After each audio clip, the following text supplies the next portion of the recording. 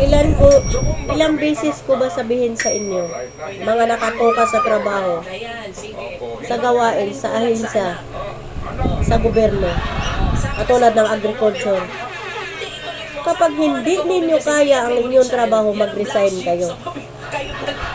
2024 na ngayon. Diba? 2022 kayo nag-umpisa. Hanggang ngayon wala pa kayong nagawa. Nag-away-away pa kayo. Ang gagawin ninyo, magtrabaho kayo. Nang may report kayo pagkatapos ng taon. Ngayon, pagkatapos ang taon natin, anong i-report ninyo? Yung away-away ninyong personal sa Senado? Yung pangurakot, tulakan, pero kutsabahan lang pala yun. Kaya ako nga dito, walang sahod pang natanggap.